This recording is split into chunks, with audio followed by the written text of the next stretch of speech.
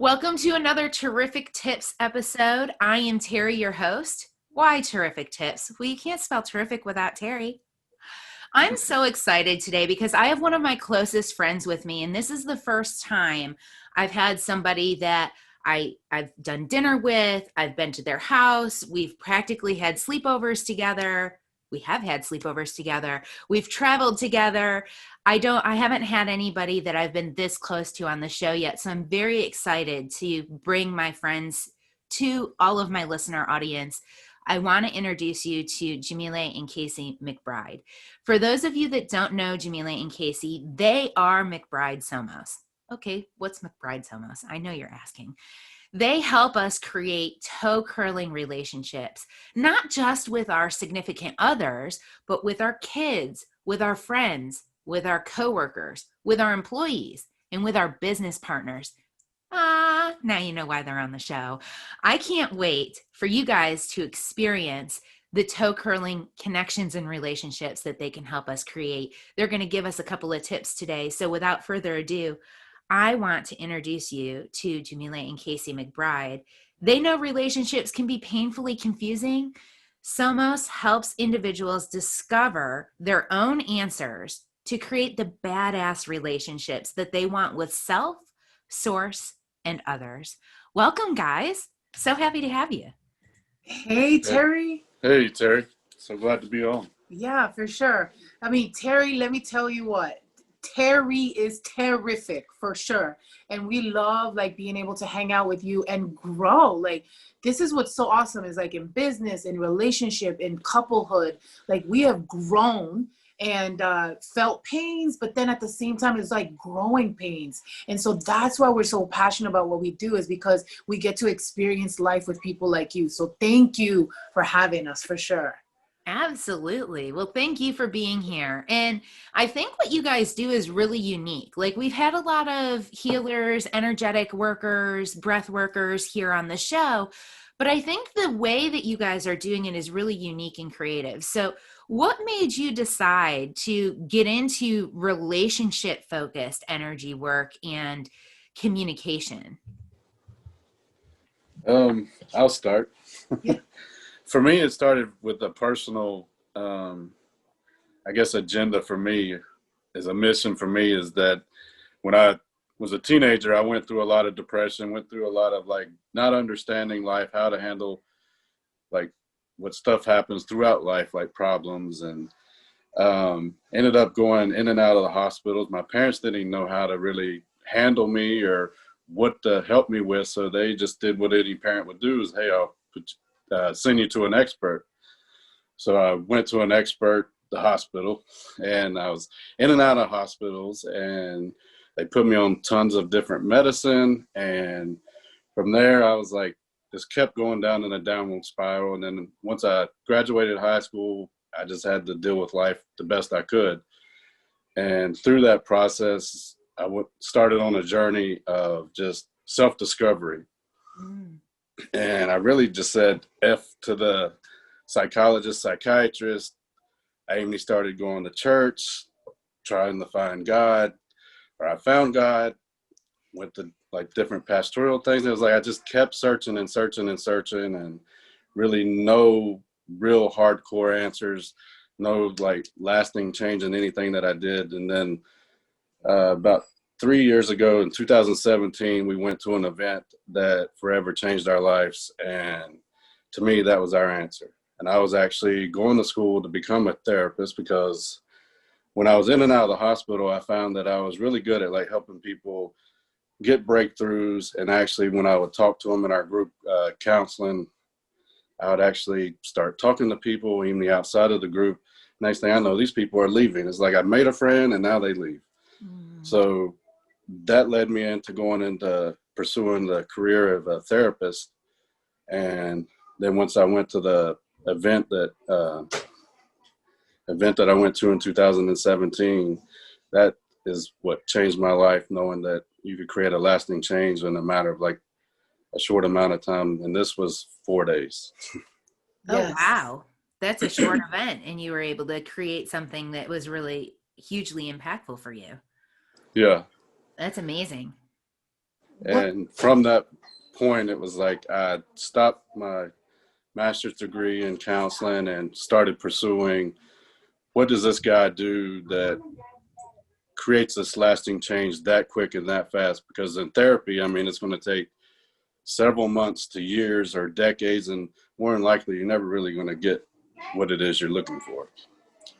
The one secret he left out is that they put him in through ECTs. So he had, if anybody has ever watched One Flew Over the Cuckoo's Nest, is where they put the electrodes on your brain, on your head. Do you remember that? You want to share that? Because that's significant. I mean, he was buzzed even. I mean, it's an electric shock treatment or electric convulsion therapy. And they typically do that when people that are really severe, depressed, or just really out. And I was young, and that was like one of the last resorts they did. So me being a teenager and in high school, and most kids, teenagers, they don't even want to go to school. So that was my chance to like get out of school, because I got out of school about 2 to 3 times a week. They were doing these treatments to me, and they normally don't even do that. But for me, it was like, I'm getting out of school and I'm getting to just stay out. And thing is, I didn't know that later on I was going to suffer from like memory loss. So like my whole childhood, teenage years especially, was like erased from me. I mean, I do have little splotches of memories, and they're slowly coming back as I'm getting older, because I'll see pictures or I'll run into friends and they'll tell me stories. So it is slowly coming back. Well, that's good. I know it must have been early on, because I don't know that they do a whole lot of the electroshock therapy kind of work anymore. They might still do electric stimulation, but it's much more mild than it used to be, for sure. Yeah. Wow. And it was also like a traumatizing. It'll definitely shape somebody, for sure. Like, I don't want to do this. Yeah. Yeah. And also, I mean, being a teenager at the time, and a lot of people that were getting the treatment were older people. And to me, it was almost like a cattle experience of like they were just running people in, letting them go through their convulsion or seizure, and then they'd send them right back out and bring another person in. It was almost just like this cattle thing of just running people in, running them out, running them in. So for me, it was kind of like a traumatic experience as well. Yeah. Sure. So it really, it's funny because I didn't realize all this until much, much later on. And I was like, oh my God, I married a crazy person. And that is where the magic happened. Like, to realize that somebody else is crazy matches up with your crazy, and there's something in the universe that wants to be able to heal you both. You're wanting to run from it, and you're attracted to it at the same time. It's like this polarization effect. And so my story is that I grew up in Patterson, New Jersey, and I was molested by 3 different men. My mother used to rent out the rooms, and so from that started my life of relationships, and I didn't realize what was happening. So I went to 27 different schools until I graduated high school. I lived in foster homes and shelters. I had this story that, like, I can't make friends. I don't know people. Nobody likes me. Like, I always had this, even as an adult growing up, like the achievers mentality. Like, I had to achieve because I failed in my past. And so I realized, and that's like going back to what you asked, is like, how did we get into it? Is that we realized the common denominator was relationships. And the first relationship was the badass relationship we created with ourselves first. And once I found out how freaking awesome I am, and he found out how awesome he is, you know, in our imperfections, that's when all this like started like catalyzing, like, oh my God. Like, the pain was actually the promise. The pain was the reason why we exist. And it's not the pain that we need to stay in. It is that future that we want to have, which is a toe curling experience with everything and everyone. Yeah. That is so amazing. And I want to touch on something that you said, because you said something really key there. The pain is the promise.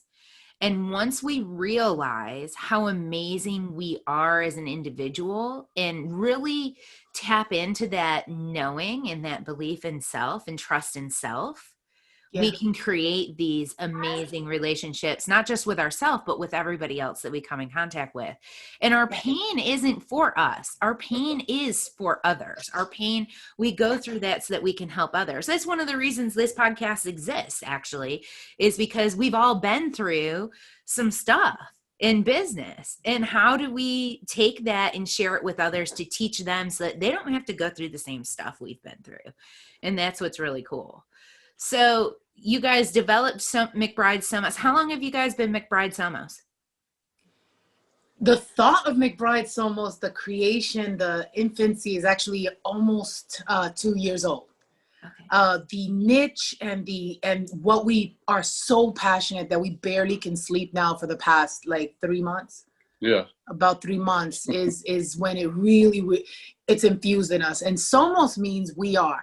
And so when we created McBride Somos, we're like, we are something. We are, and now we're like, damn it, we are relationship experts because we screwed up big time first. And then we were able to recreate and understand how to have a badass relationship.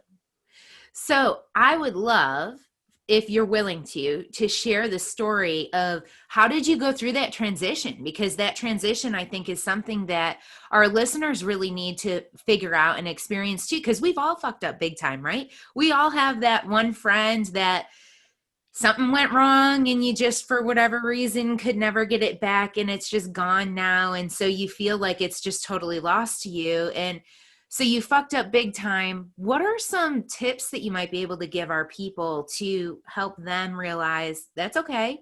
We all do. Here's something that we can do to get out of it. I'd have to say, like, first off, that I've learned, especially probably this year has been a strong point for me because I'm going to be vulnerable. I've been like a very insecure person. A lot of people look at me and believe like he looks like a very strong, secure man. He knows what he wants. He knows like what he wants. And for me, it's like, I wasn't really like that. I mean, I knew at a point like what it is I do want, but I really didn't know exactly, had that certainty.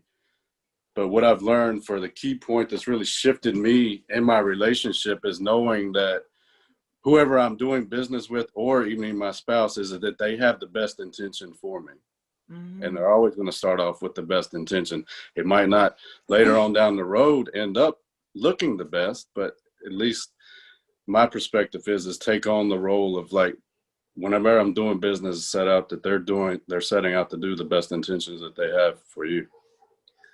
And I love that. That's a great perspective to have. And I want you to talk to Yamile, but I want to highlight that everybody that you come in contact with, your friends, your family, your spouse, your kids, your parents, your business partners, they set out to do business with you with the best intentions. I think if both sides have the best intentions, then you get to have a really good, transparent relationship. So that's beautiful, Casey. Thank you. And I was just going to elaborate on the intention. So knowing that you're certain about who you are creates, and not you are in the cocky sense like, oh, I'm cute and I have all this stuff to offer, but knowing the I am and the one inside of us that's who that person is, right? Because I'm more than just what I see in the mirror. I'm bigger than that. And so going in certain about who you are and then knowing that their intentions are pure, right? That the only reason we steer away from that intention, right? Steer away from love is because we get into our heads and we start fearing the possibility of what could be, rather than knowing that, listen, okay, hold up a second. Let me just take a deep breath. What could be is not happened until I claim it to be, until I walk into it. And so intentions are powerful. And actually, you led us right into our 3 secrets. And our 3 secrets gets us to talk about sex, baby. And I know everybody loves talking about sex, regardless if you're in a relationship or not. It is something that we have on our mind because we are here because of sex. So sex to us is pure. Sex is actually an acronym.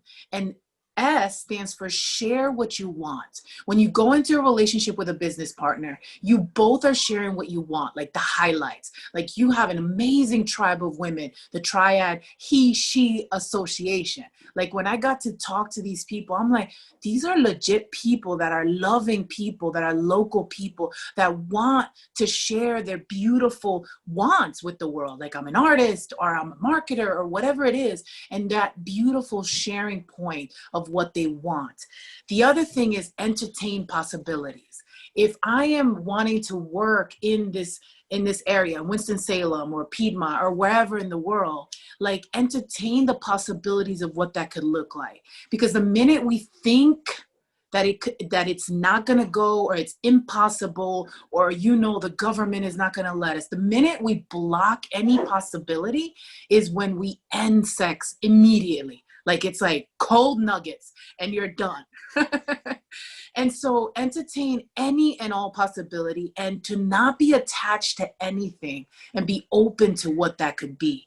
And X is when you examine your intentions, which goes back to step 1 that Casey brought up, is your intentions. When you both can go in with pure intentions, pure at heart, knowing what you want, allowing the universe to bring in what is supposed to be there, then you're going to have a beautiful sexual partnership. And that's what we believe. I love it. I want to re-highlight those. And then I have a story to share that's going to be in line with this that you guys are going to just love.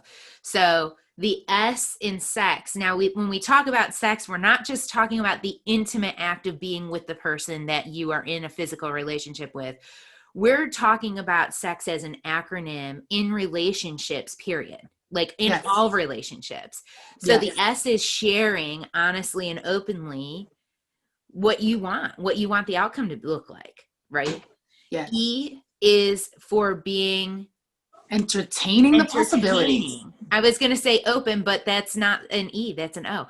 Entertaining the possibilities of what could be. And I love the way that you said that, because if we close off to, or if we put in our brain this is what's happening, we all have this monkey chatter, right? We call it something different. Some of us call it monkey chatter.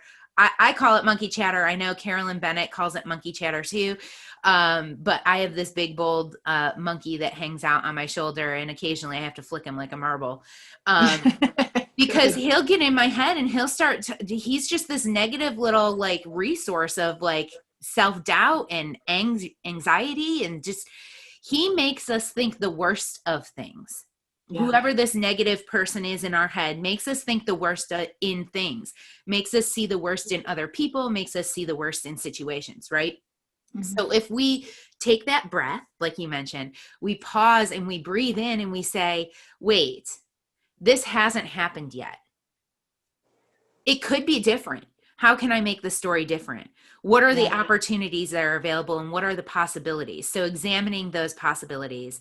And then the X is to examine your intentions. The intentions. And I love that, because I don't think that we go into relationships, we go into business meetings, or we go into anything intentional most of the time. A lot of people kind of are floating through the day-to-day. Have you found this to be true? A lot of people kind of just float through the day-to-day, and then they wonder why they're not really getting where they want to be. Yes. Right? They didn't set an intention. If you set the intention for the day, and then at the end of the day, you've examined your intention and you say, well, today didn't go how I wanted it to. Well, shit, what did I think about when I first woke up this morning? Yes. You know, that plays a role. Chatter. That chatter. Yeah. How much you got a frog chatter into you. Yeah. You're right. And it does start with that intention of anything. Like, yes, waking up in the morning, and what's your intention? What is that first thought when it comes to mind? But it also starts the moment that monkey starts. And you're like, oh, hold up a second. And you have to be like, almost like, fun with it, right? You're like, wait a minute. So if your monkey's called like Mickey Monkey or whatever, Mickey, what you doing? And you have to do something that like breaks your pattern. Like it has to be something that you would not normally talk to a business partner like. And once you do that, it's like Mickey is going to be like, oh, fuck. And so Mickey's going to run off. because I've been caught like a little kid with, doing something she shouldn't be doing. And so, so the intention can happen. And that's where it's so powerful, is like, we can own every moment of our day, not just the morning. Because a lot of times people get up and rushing, oh shoot, and then everything they think goes to hell in a handbasket. But in actuality, I own the motherfucking basket. I get to tell you what it's going to be like. And not you, like I'm going to own the other person. I own that monkey bee inside my head. And so I get to say, hold up a second. That's enough. And we're going to do it differently from this second forward. And so the intentions can happen every second of the moment that we are conscious of what is about to happen. What I love about this too, because one of the things that we were talking about that actually spurred us to get on this podcast today was we were talking about trust in relationships. And what I love about this acronym is it really helps us to build that trust, because we're being transparent with each other about what we want to see happen in the relationship. And then we're being transparent with each other about our intentions with the relationship. And I think that comes down to like core in trust in relationships. Yeah. Have you seen a pattern, or is there a habit or a trick or a technique that you've helped people to build trust? Like, say trust is broken in a relationship. How do you get it back? What do you do to build it back up? That's you want to touch on that? Yeah. Like a trust issue, I mean, when we work with clients, I mean, we have to first find out where it originated from. Because a lot of times it does start with like from your parents or some type of belief that they've got from their parents. And that's where we go deep into figuring out where that came from. And then from there, we'll explore, and then eventually we'll turn it around to where, like, oh, no, I got it from my mom, because she always told me, don't trust this, or put this fear in me of not doing this, not doing that. Yeah. Oh, interesting. I'm sorry. Were you going to say something? I was just saying that's interesting. And I hadn't thought about that, but you're right. A lot of our behaviors, a lot of our belief systems are things that we're taught from when we're really young. So if you're having trust issues in your relationships today, it might be good to take a deep breath and explore where that trust problem originated and deal with it. Like, how do you deal with it then? Okay, so it's something that happened 25 years ago. Yeah. How do you deal with it now? Like, it's in the past. So that's when you change your expectations to appreciation. Never downing yourself, right? So like if the trust was broken, or you feel like the trust was broken, or he, she, it made you feel bad about it, is you cannot do that the same thing.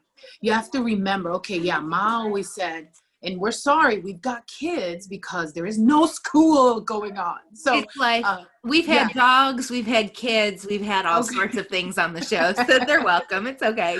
I love it.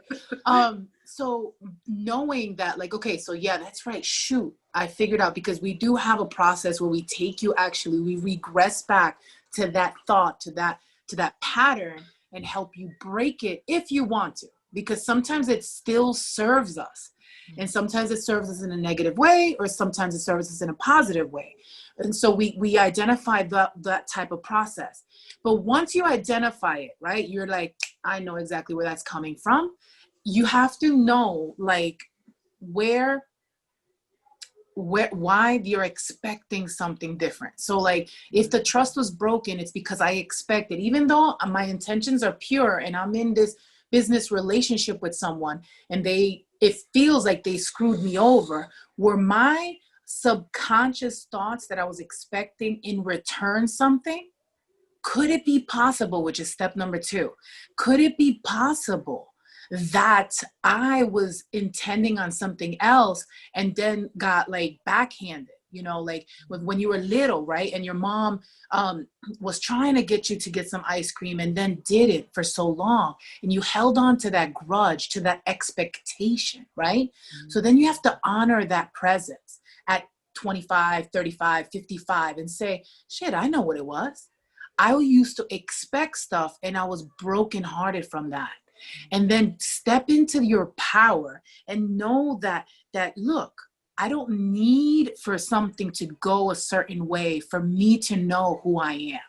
And then be able to honor that person and that feeling and not condemn yourself. I love that. I don't need things to go a certain way for me to honor who I am.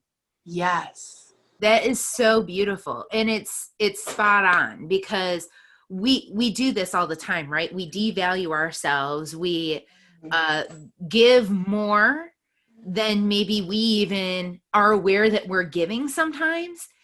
And we don't necessarily do it with expectation, but somewhere there's the scoreboard that exists somewhere in your brain, right? And if you're giving, and say you have a score of 10 on the board, and you're looking at the person you're giving to, and you're like, could you put a number on the board? Could you just like something? And there is this thing that happens subconsciously, but realizing that our value is not tied to what other people do for us. Our value is tied to only what we do for ourselves. Yes. That scoreboard goes away, right? It just evaporated into thin air, disappeared. Yes. And if that holds on, like, so, like you said, it's so poetically, honestly, like the scoreboard vanishing is the ultimate purpose. It's when you can be able to be like, shit, we got a clean slate. Not every relationship, but every time in the relationship. And actually, biblically, if we want to take it back to church, it's, you know, they said, how many times am I supposed to forgive, right, Jesus? And Jesus said 70 times 7. So there's a lot of biblical principles that we could take into consideration. It's talked about in the Tao Te Ching. Like, this is like principles that are so archaic that if we could bring them back, we're like, wait a minute, hold on. So you're saying that I can have a badass relationship right now, even though my expectations were broken, and then take it back to appreciation and say, man, I appreciate this growing pain. I appreciate it because now I'm going to be a better person for it, and appreciate them in our lives for it. Yes. And I love that, because we talked about going through that regression and what is formulating our thoughts, our opinions, our relationships, our belief systems happens when we're young. But if we take a step back further and we stop relating it directly to ourselves, I was just talking with a man yesterday, and he was talking about humans as we exist today exist because we beat out the Neanderthals. And if we were in a one-on-one, Neanderthals would win every time. But when it's 10 on 10, humans win every time. Why do humans win? Because we have communication and Neanderthals didn't. So if we regress back to before us, I mean, there's 13,000 years that existed of knowledge and communication before we did. We as human beings today will always be more ignorant than we are knowledgeable. Always. We're behind the 8 ball from the beginning. So if we can look back at the material that exists from before and learn from those places, we might be able to find those core principles like you just talked about in the Tao and in the Bible, where it talks about forgiveness. How many times do I have to forgive? Always. You always have to forgive. Yes. And it's not for the other person. It's for yourself. You forgive for yourself. Yes. Absolutely. And I love, like, one of our famous, like, our awesome mentor is that he talks that knowledge is potential power. So, like, we have an absurd amount of PhD people out there. We have an absurd amount of education and books and everything, but it is only potential power. The power lies in the massive action you take with that. You could take one word, breathe, and it'll change your motherfucking life. And it's like, because we accept that knowledge as now it's going to be part of our DNA. So yeah, I love what you just said. Yeah. This is so awesome. Casey, you look like you have something you want to add. Now, I just had all different things, but now I'm like losing track because I don't know, it's just all these different thoughts running through my mind. He's got a lot of knowledge up in his noggin all the time. I love it. I love it too. That's why we're friends, because we always have these like amazing conversations. Okay, so we're in. Well, I was gonna say, like Yamile, she's been saying the story, like when it comes to even the relationships, because the relationship and business they go hand in hand. And used to be in our relationship, like what our mentor calls it, horse trading. And that's what we looked at our relationship. And even in business, people will look at that as a horse trading, meaning like, I do this for you. Now you need to do something to me. But we found, like, at the beginning stages of our business of learning the hard way, is we would go and give. And then it's like the person would, like, it was like a one night stand, I guess you could say. It's like, now they don't call me. Now it's like, next time I call them, now it's like their phone's been disconnected or whatever the case may be. But like Yamile brought up a great great analogy or great example of like our own relationship of like, that's how she used to think our relationship was all about, was that horse trading. Mm-hmm. Yeah, throw me under the bus here. Anyway, yes, I will say, yeah, I was that way as well. I think we all do. I think until we take that step back and analyze that scoreboard exists in our mind. Yes. Until we acknowledge that that's there, and then we ask ourselves, why is it there? And how can we eliminate that? Yeah. It happens. I mean, it happened in my relationship with my husband too early on. We were keeping score of who was doing this and who was doing that. Yeah. And finally we broke down and we said, if this is going to work, we got to stop keeping score, because it's not about keeping score. We're on the same team. Exactly. And if we stop keeping score with everybody, not just our spouse, but with our business partners too, yes, there are going to be people in the top 1% of the world. There are givers who work with givers. They give and they give and they give. And that's why they're at the top 1%, right? Because they work with other givers. The bottom 1% of the world are givers who work with takers. Are there takers in this world? Yes. Do they do it intentionally? I don't think so. I think they do it because they are not intentional about the relationship that they're trying to have. And we all as human beings have an innate pattern of behavior of being self-serving. Yeah. So let's talk about self-serving for a minute. What does that mean? What does that look like? And how does that play a role? It's funny. So for me, self-serving and the takers, I actually believe that they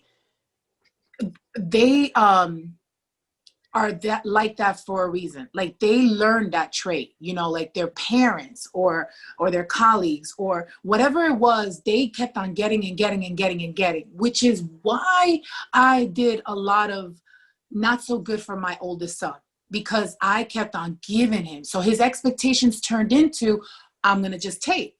So subconsciously, takers are not bad people. They were just trained to take. And so now as a giver, we're looking at the taker as, you are such a bad person or existence or whatever. And in reality, it's that polarization that I was talking about earlier, right? And so we actually are attracted to them because it's almost like a mama bear figure, right? We almost bring in these people into our lives. And until we're conscious that we are being a mama bear in a relationship, or we are being a taker or a giver, and we're like, wait, what is it serving me? And then what the serving is, then we'll be able to be conscious about how this relationship really can work. And sometimes it doesn't work, and it's okay. Because I remember, as you were calling me a horse trader, which is true. It's true. I looked at myself as this Latina, this female, right? And what does the world say about Latinos and females, right? Oh, damn, if you got 51% of the company, the government is going to give you all this money. So I was stuck on that. And Winston-Salem, if you're stuck on it, please do not be stuck on it. Be stuck on the one inside that's even bigger than what you look like on the outside or what the attributes is on the outside. So I'm like, look, I've got 75% in this company. And therefore, you should be giving more than, you know what I'm saying? So that whole mentality came from my fear and my lack. Mm. And when I realized that it came from my fear and my lack and what I allowed other people to impose on me, because really I imposed it on myself, then I was like, I'm done. And now we literally are partners 50-50. And even though I'm married, and I know people can't see that he's a white man, now that I'm married to a white man, I'm screwed with the government. They will not give us any money. No, I'm just kidding. because we create that for ourselves. Yeah. And that's so true. I had C. Simone Rivers on an event a couple of months ago, and she was talking about we train people how to treat us.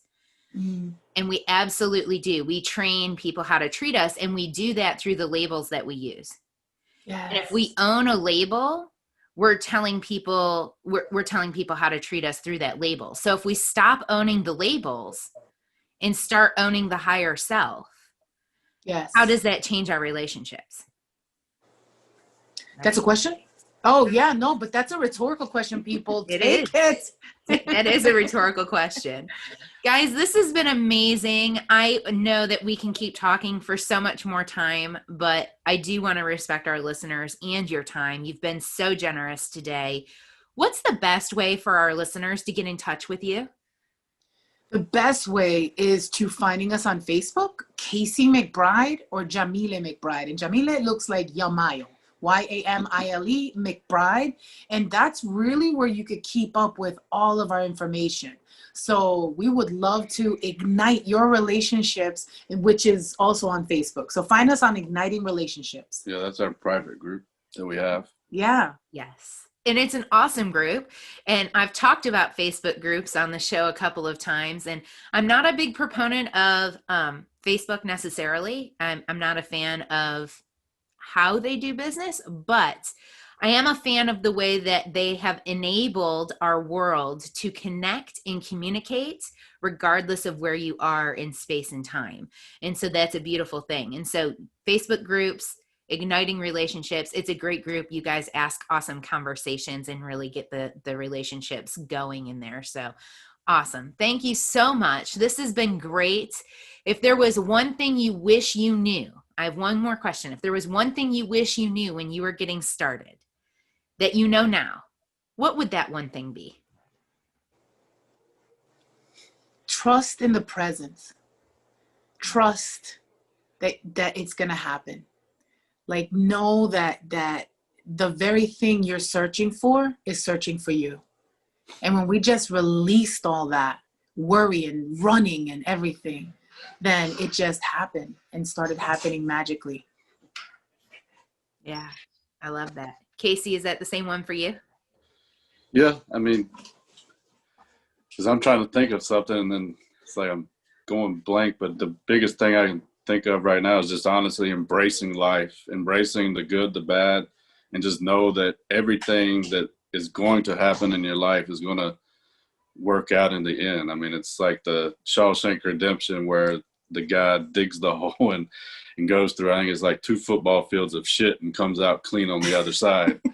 And I mean, he worked diligently for years in that, doing that hole, digging the hole, and then he came out on the other side clean. And that's just like reflecting on my life. It's like, just embrace it. Embrace everything that happens and know that life is happening for you and that everything is going to be like just steering you to where you need to be, because you're exactly where you're at right now at this moment, exactly where you need to be. Yeah. That is such a good one. And it is one that is way easier to say than do, but I have found it to be very true. Both of them, both of your truths I have found to be very true, that if you just stop trying to push or force things to happen and just trust that the things that you want to have happen will happen, and they do. Yeah. And to appreciate every situation, because regardless of what happens, it's going to turn out exactly how it's supposed to. Whatever that means. Could be good, it could be bad, but at the end of the day, it's still going to be good, because the universe pays us in every way, always. In every relationship, the universe pays us. It pays us through education. It pays us through the relationship. It pays us financially. It pays us in so many ways, and we get paid through those experiences. Thank you all so much. I so appreciate you. I love being able to call you friends and have you here on the show. Thanks for being here today. Thank you, Terry. You are terrific. Until next time, everybody.